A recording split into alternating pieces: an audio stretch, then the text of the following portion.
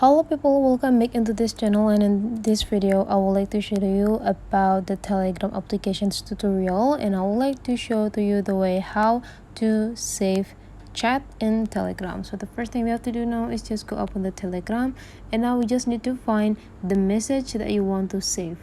So here I already have the message that I would like to save here from my friend. And the way or the things that we need to do to save this message is just you need to go click the message until there will be like several options that you need to use here, and after that you just need to go click forward, and you just need to go click saved message. And now you already saved the message. How to check it? You just need to go back, and you just need to like in the top line of your chat section there will be appear here a saved message. So you just need to click it to open the message that you saved before.